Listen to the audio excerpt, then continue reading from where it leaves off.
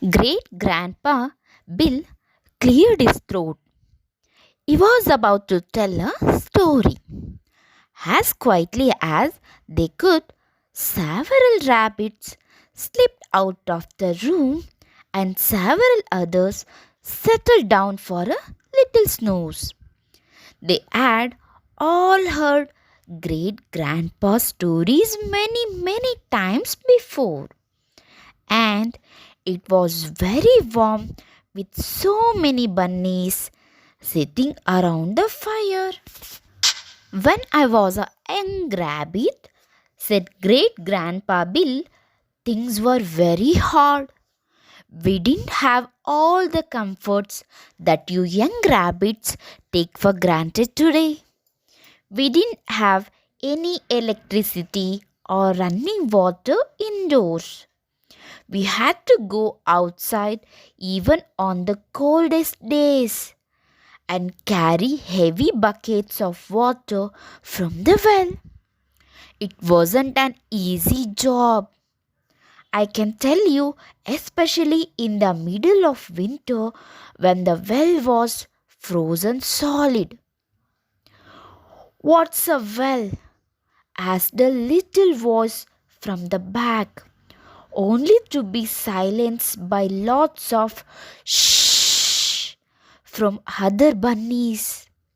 It took great grandpa Bill long enough to tell his stories without little ones interrupting and making him lose his thread. We were very poor. Great grandpa Bill went on, causing another handful of bunnies to doze off, and we had hardly any toys to play with. We had to make our own entertainment in those days. That's when I learned to juggle.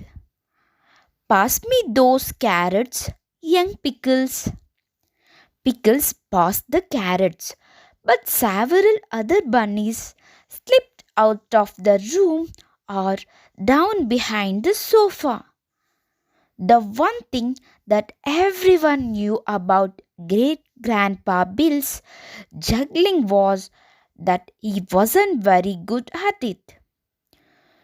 True to form, in the next few minutes, he managed to break the glass in a picture frame and knock over a vase of flowers, soaking several bunnies in the process. And that's another thing. The old rabbit went on chewing thoughtfully on one of his juggling carrots. Things in those days were made to last. They didn't tip over or fall apart like the flis- flimsy things of today. Two bunnies silently scuttled around, clearing up the mess as great grandpa Bill droned on. More and more of his listeners were finding that his voice made them feel extraordinarily tired. Bunnies today have an easy life, said Grandpa. Washing machines, vacuum cleaners, central heating. We didn't have any of those in an whole days. But then rabbits were made of sterner stuff then. Nowadays, most young rabbits couldn't do a odd day's work to save their lives. They have become soft. Several bunnies who had so far only closed their eyes now close their ears as well. They had heard it all before. Great Grandpa Bill talked on for another half an hour.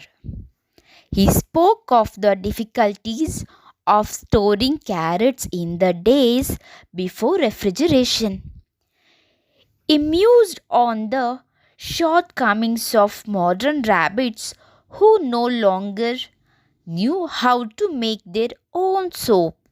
He remembered several rabbits in the past who had all expressed undying admiration for great Grandpa Bill. At this point, the old rabbit called rather touchily for a glass of water for his poor old throat. Years of pulling carrots in the frosty mornings of his youth had left him with a weakness in the vocal passages. He said, poor great grandma Lil shuffled off to bring him refreshments. She had heard his stories so many times before that she went on to automatic pilot as soon as great grandpa Bill began clearing his throat. Now that's better, said the storyteller, taking a sip of water, though it's not as good and cold as well water used to be. Now, where I was? Oh, yes, I was just coming to the really exciting part of my story. It concerns the time I met a ferocious tiger in the woods. Great Grandpa Bill looked around expectantly.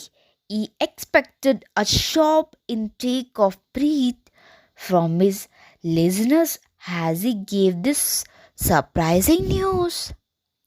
But there was not a sound from anyone except a very gentle snore from great grandma Lil, who had held out longer than the rest of the sleeping audience. Great grandpa Bill poked the fire in disgust. It's just as I thought, he said. Rabbits nowadays have no stamina, none at all.